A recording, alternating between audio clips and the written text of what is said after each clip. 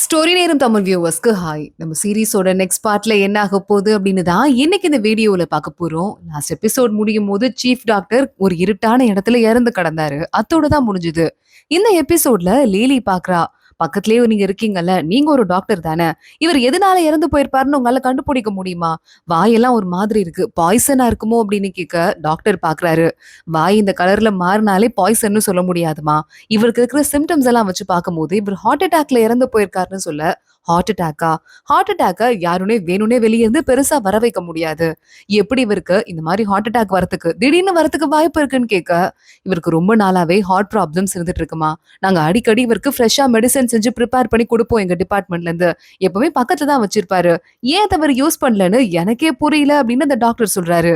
அசுர தேவதை நல்லா நம்ம வாழ்க்கையில விளையாட ஆரம்பிக்கிறா. இங்க என்ன நடக்குதுன்னு நிறைய குழப்பங்கள் இருக்கு அப்படின்னு லிலி ஷாவ் கிட்ட சொல்லிட்டு இருக்கா. லிலி அடுத்து நேரா கிளம்பி அந்த டாக்டரோட டெஸ்க் கிட்ட போயிடுறா. அந்த டெஸ்க்ல ஒரு குட்டியோண்டு பவுச் ஒண்ணு இருக்கு. அது ஒரு சாம், லக்கி சாமா.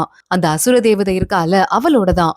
பக்கத்துல இருக்கிற டாக்டர் பார்த்துட்டு, இது எங்க சீனியர் டாக்டர் யூஸ் பண்றாருன்னு எங்களுக்கு தெரியாதுமா, அதெல்லாம் சாத்தான் வழிபாடு அப்படின்னு சொல்லிட்டு, அப்ப கூட இவர் அதை யூஸ் பண்ணிருக்காரு அப்படின்னு சொல்லிட்டு அந்த டாக்டரோட அசிஸ்டன்ட் இருக்கா, நான் அவளை கூப்பிட்டு விடுறேன் அப்படின்னு அவர் சொல்றாரு. அங்க ஒரு பொண்ணு வரா. அந்த பொண்ணு வந்துட்டு, அப்ப கண்டிப்பா எங்க மாஸ்டரை பேய் தான் கொண்டிருக்கோம், ஏன்னா நானும் அவரும் போகும்போது அன்னைக்கு பேய பார்த்தேன் அப்படின்னு அவர் சொல்லிக்கிட்டு இருக்கா. எங்க பாத்தீங்க அப்படின்னு லேலி கேட்க, வாங்க நான் கூட்டு போறேன் அப்படின்னு அந்த பொண்ணு பின்னாடி கூட்டு வந்துடுறா. கிட்டத்தட்ட எந்த இடத்துல அந்த டாக்டர் இறந்து கடந்தாரோ அந்த இடத்துக்கிட்ட. இப்போ பகலா இங்க வெளிச்சமா இருக்கு. ஆனா அன்னைக்கு நானும் என்னோட சீனியரும் இந்த இடத்துல இருட்டுல வந்துட்டு இருந்தோம். ரொம்ப இருட்டா இருந்தது. திடீர்னு இந்த இடத்துல மட்டும் ஏதோ வெளிச்சம் வர மாதிரி இருக்கு, எனக்கு பயமா இருந்துச்சுன்னு சொல்லிட்டு என் மாஸ்டர் பின்னாடி நான் ஒளிஞ்சுக்கிட்டேன். அப்போ ஒரு பொண்ணு, பேயின்னு நினைக்கிறேன், அவ வந்து நான் அழகா இருக்கேனா அழகா இருக்கேனான்னு மறுபடியும் மறுபடியும் கேட்டுட்டு இருந்தா. அதுவும் என் மாஸ்டரை பார்த்து, "நீ திரும்ப வந்துட்டியா, இங்க பாரு எனக்கு ஒரு சொல்யூஷன் நீ தான் கொடுக்கணும்" அப்படின்னு பக்கத்துல வந்துட்டா. அதை பார்த்து நான் பயந்து போக, என் மாஸ்டரோட கையை அந்த பேய் பிடிச்சதால என் மாஸ்டருக்கு நெஞ்சு வலி வர ஆரம்பிச்சிருச்சு. அந்த பேய் அடுத்த செகண்டே இங்க இருந்து கிளம்பி எங்கேயோ மறைஞ்சு போயிருச்சு, எங்க போச்சுன்னு தெரியாது. நல்ல வேலையா என் கையில டேப்லெட் இருந்தது. அந்த டேப்லெட் எடுத்து என் மாஸ்டருக்கு கொடுத்துட்டேன். அதனால அவர் கடைசி நிமிஷத்துல உயிர் பொழைச்சிட்டாருன்னு சொல்ல, அங்க நிறைய பெயிண்டிங்ஸ் எல்லாம் இருக்கு. அத லேலி பாக்குறா. இந்த பெயிண்டிங் இருக்கிற இடத்துலயா, வேற எப்பயாவது இந்த பேய பாத்திருக்கியான்னு கேட்க, பார்த்ததே இல்ல. என் மாஸ்டர் கிட்டயும் நான் அதை பத்தி கேட்கல, ஏன்னா அவரும் இதை பத்தி என்கிட்ட பேசக்கூடாதுன்னு சொல்லிட்டாரு. சோ அதனால இங்க யார் வந்தா பேய் தானா அப்படின்னு எல்லாமே எனக்கு ஒரு பிரமையா இருக்கு. கொஞ்ச நாளைக்கு முன்னாடி பேய் இருக்குன்னு சொல்லியிருந்தா நானே நம்பியிருக்க மாட்டேன். இப்போ எனக்கே நம்பலாமோன்னு தோணுது அப்படின்னு அந்த அசிஸ்டன்ட் பொண்ணு சொல்லிட்டு இருக்கா. அங்க பெயிண்டிங்ல ராஜாவும் ஒரு ராணியும் நிக்கிற மாதிரி இருக்கு. இந்த ராணியா அப்படின்னு சொல்லிட்டு லிலி மனசுக்குள்ள யோசிக்கிறா. அன்னைக்கு நைட்டு ஷாவ் அதே பாத வழியா வந்துட்டு இருக்கான். அந்த பேய் மறுபடியும் வந்துருது. நான் அழகா இருக்கேனா அப்படின்னு கேட்டுட்டு, நீ அழகா தான் இருக்க, ரொம்ப அழகா இருக்க அப்படின்னு ஷாவ் சொல்ல, என்னது, என்னை பத்தி உனக்கு எப்படி தெரியும், ஏன் இப்படி பதில் சொன்ன அப்படின்னு அந்த பேய் அங்க இருந்து ஓட பாக்குது. ஆனா இன்னொரு பக்கம் வந்து நம்ம லீலி இன்னொரு ஆளு எல்லாரும் ஓடி வந்துடுறாங்க. அது ஒரு பேயே கிடையாது, ஒரு பொண்ணு தான். அந்த பொண்ணுக்கு ஒரு அசிஸ்டன்ட் வேற ஒருத்தி இருக்கா. இவங்க வந்து சின்ன ராணியில ஒருத்தவங்க. இவங்க பேய் கிடையாதுங்கிறத எல்லார்கிட்டையும் தயவு செஞ்சு போய் சொல்லுங்க, இவங்களுக்கு மனநலமா பாதிக்கப்பட்டிருக்கு அப்படின்னு சொல்லிக்கிட்டு இருக்கா. லிலி நேரா அந்த ராணியோட ரூம்க்கு போறா. செக் பண்ணி பாக்குறா. இந்த ராணிக்கு அழகு மேல பயங்கர பைத்தியம் போல. ரொம்ப ஆபத்தான மேக்கப் பொருளெல்லாம் கூட அழகா இருக்கணும்னு யூஸ் பண்றா. அதனால அவ ஸ்கின் ஆல்ரெடி ரொம்ப வெள்ளையா பளிச்சுன்னு ஆயிடுச்சு. அது மேல ப்ளீச்சிங் பவுடர் மாதிரி ஏதோ ஒரு பவுடரை போடுறா அப்படிங்கிறத லிலி கண்டுபிடிக்கிறா. அந்த வேலைக்கார பொண்ணை கூப்பிட்டு, என்னதாம்மா இங்க நடக்குது, அந்த ஓவியத்துல இருக்குது உங்க ராணி தானேன்னு கேட்க, ஆமான்னு சொல்லிட்டு அந்த பொண்ணு கதையை சொல்ல ஆரம்பிக்கிறா. எங்க ராணி இங்க வந்தப்போ ராஜாக்கு ரொம்ப ஃபேவரட்டா இருந்தாங்க. ஆனா அரண்மனையில ஒருத்தங்களும் ஒரு பொண்ணும் ஒரு புது மனைவியும் ராஜாக்கு வரும்போது ட்ரெண்ட் மாறிக்கிட்டே இருக்கும். அழகுங்கிறது மாறிக்கிட்டே இருக்கும். ஒரு கட்டத்துக்கு மேல எங்க ராணிக்கு சரியா பார்க்க முடியாது. தூரமா இருக்கிற விஷயத்த அவங்களால சரியா பார்க்க முடியாது. அந்த தாழ்வு மனப்பான்மை எப்பவுமே அவங்களுக்கு இருந்தது. ராஜா புது மனைவி வந்து இவங்க மேல இன்ட்ரெஸ்ட் இல்லாம போக, இன்னும் ஏதாவது பண்ணணும் அப்படின்னு சொல்லிட்டு இப்ப இறந்து போனார்ல ஒரு டாக்டர், அவரை கூப்பிட்டு ஒரு ஸ்பெஷல் மருந்து செஞ்சு தர சொல்லி கேட்டாங்க. அந்த டாக்டரும் செஞ்சு கொடுத்தாரு. அதை குடிச்சதுக்கு அப்புறமா எங்க ராணி பயங்கரமா அழகாயிட்டாங்க. ராஜா மறுபடியும் அவங்க அழகுல மயங்கி இவங்க கூட நிறைய டைம் ஸ்பெண்ட் பண்ண ஆரம்பிச்சாரு. இந்த ராணிக்கு அதான் ஹாப்பியா இருந்தது. ஆனா அந்த நேரம்னு பார்த்து ராஜா ராணிங்க சில பேரை கூட்டிட்டு வேட்டைக்கு போனாரு. எங்க மேடம்க்கு கண்ணு சரியா தெரியாதுன்னு அவங்கள கூட்டிட்டு போல. அதனால எங்க ராணி பைத்தியம் பிடிச்ச மாதிரி ஆயிட்டாங்க. அந்த டாக்டரை கூப்பிட்டு, எனக்கு தெரியாது, எப்படியாவது எனக்கு கண்ணு சரியா போகணும், நீ ஏதாவது பண்ணணும்னு சொல்ல, என்கிட்ட ஒரு வைத்திய முறை இருக்கு, அக்குபஞ்சர் பண்ணி உங்க கண்ணை சரி பண்ணலாம், ஆனா அது ஆபத்துன்னு சொல்ல, ஆபத்தா இருந்தாலும் பரவாயில்ல, பரவாயில்ல டாக்டர், நான் உன்னை நம்புறேன். செத்தா கூட பரவாயில்ல, என் கண்ணு சரியா போறதுக்கு வாய்ப்பு இருந்தா அதை நான் ட்ரை பண்ண போறேன், செய்யுங்கன்னு சொல்ல அந்த டாக்டரும் அப்புறம் செய்ய ஆரம்பிச்சிருக்காரு. இந்த அசிஸ்டன்ட் பொண்ணு சொல்றா, அந்த டாக்டர் கொஞ்ச நாள் வேலை பார்த்தாரு, அவங்களுக்கு ஏதோ கண்ணு டெவலப் ஆகுற மாதிரி தான் இருக்குன்னு சொன்னாங்க. ஆனா திடீர்னு அப்பன்னு பார்த்து இந்த நாட்டுல ஒரு பேண்டமிக் வர எல்லா டாக்டர்ஸும் அங்க வேலைக்கு போயிட்டாங்க. சோ எங்க மேடமை பாக்குறதுக்கு அந்த டாக்டர் வரல. அப்போ எங்க மேடமோட ஒரு சைடு பார்வை ஃபுல்லாவே கம்ப்ளீட்டா போயிடுச்சு. அவங்களுக்கு அப்பதான் பைத்தியம் பிடிக்கிற மாதிரி ஆயிடுச்சு அப்படின்னு சொல்லிட்டு அந்த பொண்ணு சொல்லிட்டு இருக்கா. அப்போ திடீர்னு இந்த ராணி வந்துட்டு, நான் அழகா இருக்கேனா, வாங்க டான்ஸ் பண்ணி காட்டுறேன் அப்படின்னு வெளியே போயிட்டு டான்ஸ் ஆட ஆரம்பிக்கிறா. அப்போ கூட கொஞ்சம் தெளிவா தான் இருந்தாங்க. அதுக்கப்புறம் நாள் போக போக இந்த மாதிரி அவங்க ஆயிட்டாங்க. வெளியே அடிக்கடி இந்த பெயிண்டிங் இருந்த இடத்துல வேகமா கிளம்பி போயிருவாங்க. நானும் ராஜாவும் பெயிண்டிங்ல எவ்வளவு ஹாப்பியா இருக்கோம் பாரு அப்படின்னு சொல்லிட்டு. அவங்க யாரையும் இப்ப டிஸ்டர்ப் பண்ணலையா, சோ அதனால அவங்க போயிட்டு போட்டோம் அப்படின்னு சொல்லிட்டு நான் விட்டுட்டேன். எனக்கு வேற என்ன நடந்ததுன்னு தெரியாது அப்படின்னு சொல்ல அந்த பொண்ணு கைய பாக்குறா லீலி. கையில எல்லாம் கட்டு போட்டிருக்க, நல்லா தானே இருக்க அப்படின்னு கேட்க, இல்ல இல்ல எனக்கு எந்த ப்ராப்ளமும் இல்ல, நான் நல்லா தான் இருக்கேன் அப்படின்னு அந்த பொண்ணு சொல்றா. எங்க மேடம் கண்டிப்பா நீ தவற கொல்லல. ஏன்னா நேத்து எங்க மேடம் மறுபடியும் இந்த மாதிரி மூஞ்சில வெள்ளை பவுடர் அடிச்சுட்டு வெளியே போயிட்டாங்க. அவங்கள தேடி கண்டுபிடிக்கிறதுக்கு நான் பின்னாடியே போனேன். அப்போ கரெக்டா அந்த பெயிண்டிங் கிட்ட எங்க மேடம் நின்னுட்டு இருந்தாங்க. அவங்கள பார்த்து ஒரு மாதிரி பயந்து போன மாதிரி டாக்டர் அங்க நின்னாரு. எங்க மேடம் பார்த்து அவங்களும் பயந்துட்டாங்க. என்னதான் வந்துட்டு அவங்களுக்கு மனநலம் பாதிக்கப்பட்டிருந்தாலும் கொடூரமானவங்க கிடையாது. எங்க மேடம் பயந்து போய் பார்க்கும்போது அந்த டாக்டர் உங்க கண்ணு முன்னாடியே விழுந்து இறந்து போயிட்டாருன்னு சொல்ல லீலி பாக்குறா. சரிம்மா அப்படின்னு சொல்லிட்டு அங்க இருந்து கிளம்பி வந்துட்டு இருக்கா. ஷாவ் சொல்றான், ஹார்ட் அட்டாக்க எப்படி திடீர்னு ஒருத்தங்க வர வைக்க முடியும், என்ன நடந்திருக்கும்னு புரியலையே அப்படின்னு சொல்லிக்கிட்டு நேரா போஸ்ட்மார்ட்டம் பண்ற இடத்துக்கு போயிடுறாங்க.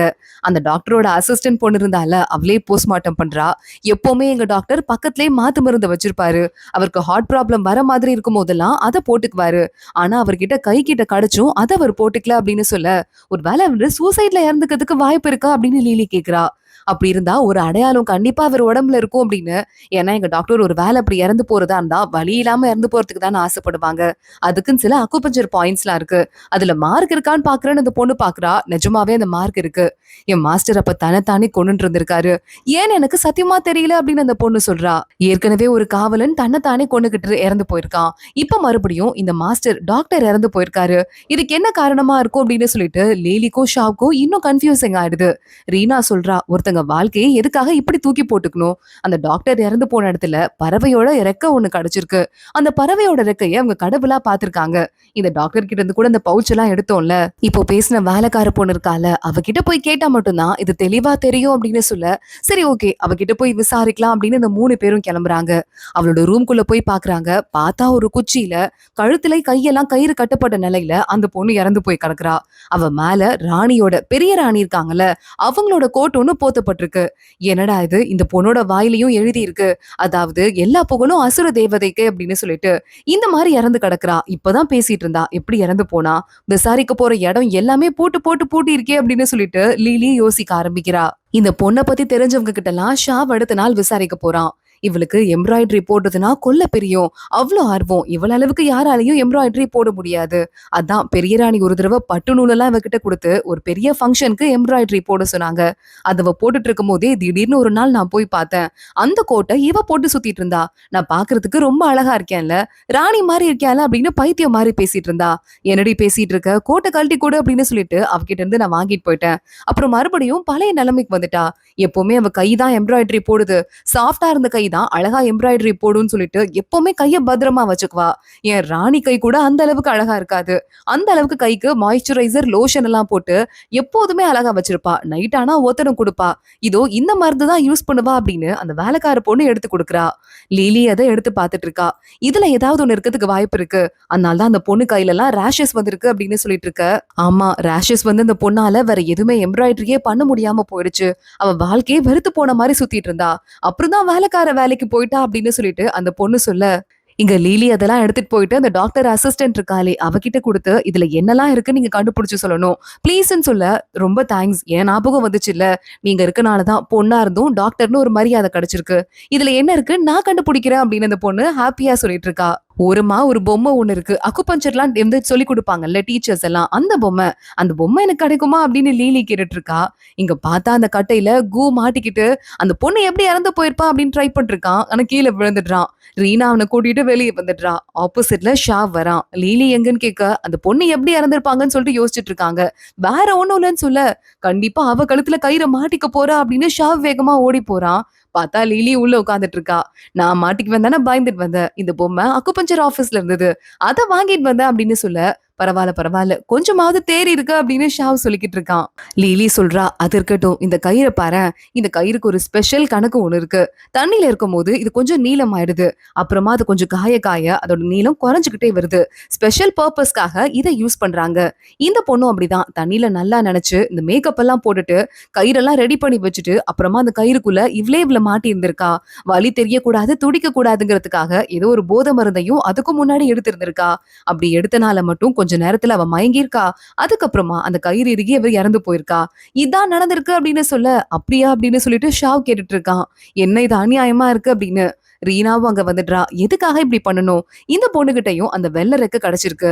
இது வரையும் 3 பேர் இறந்து போனாங்க. ஒண்ணு அந்த காவலன், அடுத்து டாக்டர், அப்புறம் இந்த எம்ப்ராய்டரி பொண்ணு. 3 பேர்கிட்டயும் வெள்ளை ரெக்க கிடைச்சிருக்கு. எதனால அப்படி இருக்குன்னு சொல்ல, இதுக்கப்புறம் விசாரிக்கணும். இந்த 3 இடத்துக்கும் சம்பந்தப்பட்ட ஒரு இடத்துல ஒரே ஒரு பொண்ணு தான் இருந்தா. அது பெரிய ராணி மாளிகையில பூச்சி இருந்தால அந்த பொண்ணு தான். அவகிட்ட போய் விசாரிக்கலாம் அப்படின்னு சொல்லிட்டு லீலி முடிவு பண்றா. அன்னைக்கு நைட்டு பூச்சி அவளும் கையில ஒரு அந்த ரெக்க ஒண்ண வச்சிருக்கா. அத பாத்துட்டே அப்படியே தூங்கி போயிடுறா. கரெக்டா அப்பன்னு பார்த்து யாரோ வர மாதிரி இருக்கு. அசுர தேவதை அப்படின்னு பல்ல காட்டிட்டே இவ எந்திரிக்க, வரதானா லீலி தான். அவளை நேரா இழுத்துட்டு போயிட்டு ஜெயில போட்டுடுறா. உண்மையை சொல்ல போறியா இல்லையா அப்படின்னு சொல்லிட்டு லீலி கேட்க ஆரம்பிக்க, உன்னை பூச்சி பாக்குறா. நீங்க என்ன சொல்றீங்க? எனக்கு ஒண்ணும் தெரியாது. அதுவும் இல்லாம அவங்களுக்கும் எனக்கும் என்னங்க சம்மந்தம்? நான் ஏன் அவங்களை கொல்ல போறேன்னு சொல்ல, டாக்டர் நிறைய மெடிசன் செஞ்சு கொடுக்கணும். இல்ல அப்படின்னா அந்த காவலனுக்கு எந்த இடத்துக்கு வேணா நைட்ல போறதுக்கு பெர்மிஷன் இருக்கு. அதனால அவனை நீ யூஸ் பண்ணியிருந்திருக்கணும். அதுக்கப்புறமா இப்போ இறந்து போன எம்ப்ராய்டரி பொண்ணு ராணியோட ரூம்குள்ளேயே நேரா போறதுக்கு அவளுக்கு பெர்மிஷன் இருக்கு. அவளை நீ யூஸ் பண்ணியிருந்திருக்கணும். எதுக்காக இவங்களெல்லாம் யூஸ் பண்ணிருக்க? சொல்ல போறியா இல்லையா அப்படின்னு லீலி கேட்க, எனக்கு எதுவும் தெரியாது அப்படின்னு சொல்லிட்டு மறுபடியும் அந்த பூச்சி சொல்றா. சரி, உனக்கு இவங்களெல்லாம் பத்தி தெரியாது.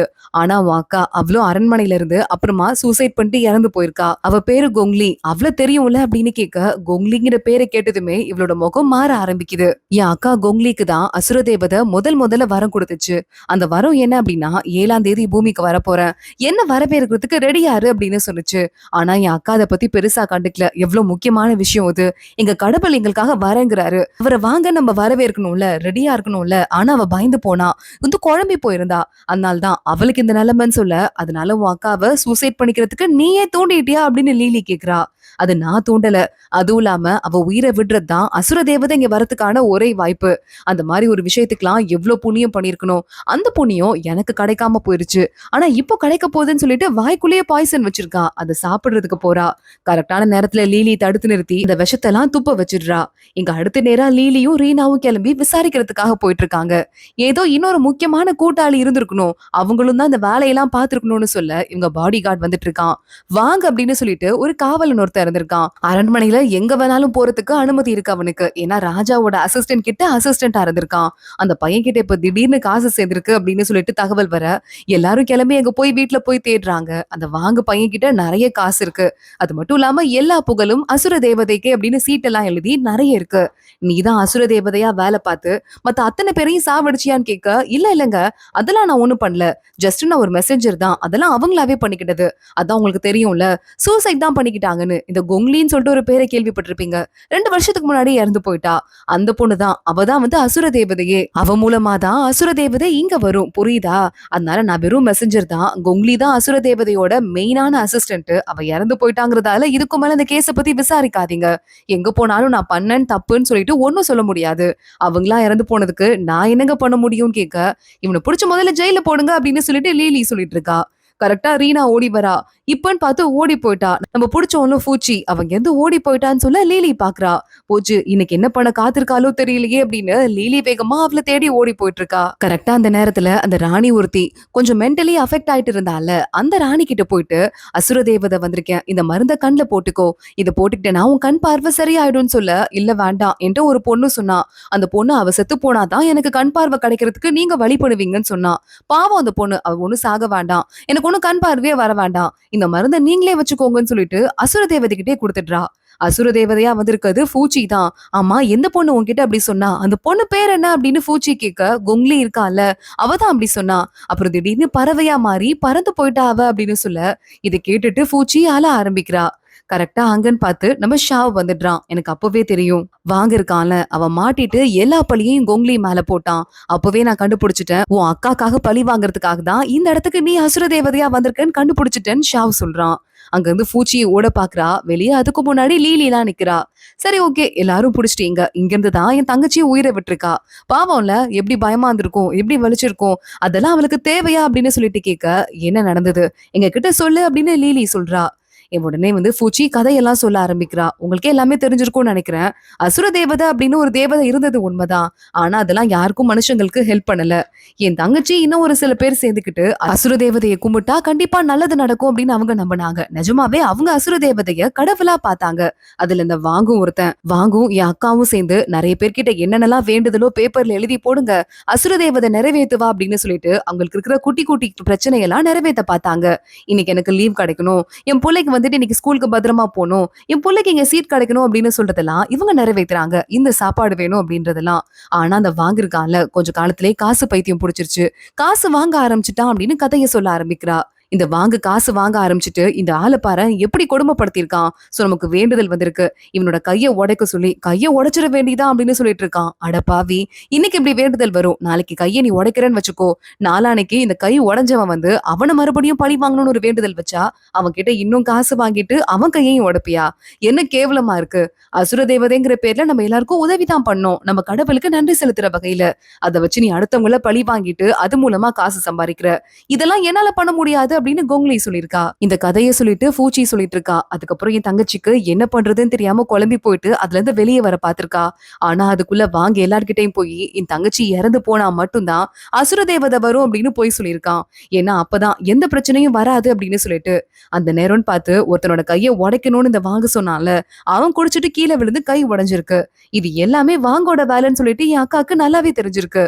ஒரு மாதிரி அவ டிப்ரெஸ்ட் ஆயிட்டு நான் தப்பு பண்ணிட்டேன் போல, பண்ணிருக்க கூடாது போலன்னு என்கிட்டயே புலம்ப ஆரம்பிச்சா. எல்லாத்துல இருந்தும் வெளியே வரணும் அப்படின்னு ட்ரை பண்ணா. ஆனா வாங்க விடல. ஏன்னா காசு சம்பாதிக்கிற மிஷினை ஸ்டாப் பண்றதுக்கு அவனுக்கு மனசு வரல. இதுக்கும் மேல ஏழை மக்களை கொன்ன அப்படின்னா, அவங்களை கஷ்டப்படுத்தின அப்படின்னா கண்டிப்பா நான் போய் பெரிய இடத்துல கம்ப்ளைண்ட் பண்ணிடுவேன் அப்படின்னு என் அக்கா போய் அவனை மிரட்ட ஆரம்பிச்சா. உடனே அவன் கடுப்பாயிட்டான். சரி ஓகே, வேற வழியே இல்லைன்னு சொல்லி சுத்தி இருக்கிற அத்தனை பேரையும் ஏத்தி விட்டு நீ சாவு சாவுன்னு அத்தவங்களை வச்சு சொல்ல வச்சான். என் அக்காவுக்கு நிறைய மிரட்டல் வந்தது. நிறைய பேர் அவ தூங்கும் போது வந்து டிஸ்டர்ப் பண்ணாங்க. அவளால நிம்மதியா வாழ முடியாம போயிடுச்சு. கொஞ்சம் கொஞ்சமா டிப்ரெஸ்ட் ஆயிட்டு பைத்தியக்காரி மாதிரி பாதிக்கப்பட்டா. என்ன பார்த்தே பயந்தா. ஏன் சுட சுட எனக்கு தண்ணி கொடுத்த அப்படின்னு சொல்லிட்டு அவ என்ன பார்த்தே பயந்தா. ஒரு தடவை அவளை கடத்தி கொண்டு போய் வச்சுட்டு, சீக்கிரமா நீ சாக போறியா இல்லையா, அசுர தேவதை வரணும்னு ஆளுக்கு மிரட்டினாங்க. பைத்தியக்காரத்தனத்தோட உச்சத்துக்கே போயிட்டு அதுக்கும் மேல அவ உயிரை விட்டுட்டா அப்படின்னு சொல்ல உடனே லீலி பாத்துட்டு இருக்கா. நிறைய பேர் வந்து உன் அக்காக்கு பிரஷர் கொடுத்திருக்காங்க. அந்த எம்ப்ராய்டரி போட்ட பொண்ணு அவளுக்கு கையில மருந்து கலந்து கொடுத்து கையெல்லாம் ரேஷஸ் வர வச்சிருக்க. அப்புறம் அவளே வெறுத்து போய் சாக வச்சிருக்க. இந்த காவலனை அவங்க பையனை வச்சு மிரட்டி அந்த மருந்தை கொடுத்து அவனையும் பித்து பிடிக்க வச்சிருக்க. அதுக்கப்புறமா அந்த டாக்டர் பெரிய புகழ் வெளிச்சத்துக்கே போனதுக்கு அப்புறமா உங்க புகழை போட்டு உடைச்சிருவேன் அப்படின்னு சொல்லிட்டு அவரையும் மிரட்டி அவரையும் கொல்ல வச்சிருக்க. இது எல்லாமே நீ பண்ணதானா அப்படின்னு கேட்க, நான் பண்ணதான். என் அக்கா எவ்வளவு கஷ்டப்பட்டு இறந்து போயிருப்பா. இப்ப சாக போறோம்னு தெரிஞ்சு சாகுறது எவ்வளவு கொடூரமா இருக்கும். அது அவங்களுக்கு தெரியணும் அப்படிங்கிற ஒரே காரணத்துக்காக தான் அவங்கள சாக வச்சுக்கிட்டேன். சாக போறோம்னு தெரிஞ்சு என் அக்கா பட்ட கஷ்டத்தை பார்த்துட்டே செத்து போயிருப்பாங்கல்ல, அதான் என்னோட பிளான் அப்படின்னு சொல்லிட்டு அவ சிரிக்க ஆரம்பிக்க லீலி இவ்வளவு ஒரு மாறி பாக்குறா. அதோட தான் இன்னைக்கு எபிசோட் முடியுது. அடுத்தடுத்து என்ன ஆக போகுது தொடர்ந்து பார்க்கலாம். இந்த வீடியோவை லைக் பண்ணிக்கோங்க. மறக்காம நம்ம சேனலுக்கு சப்ஸ்கிரைப் பண்ணிட்டு பெல் ஐக்கனையும் கிளிக் பண்ணிக்கோங்க. அடுத்த வீடியோல பார்க்கலாம். அது வரைய பாய்.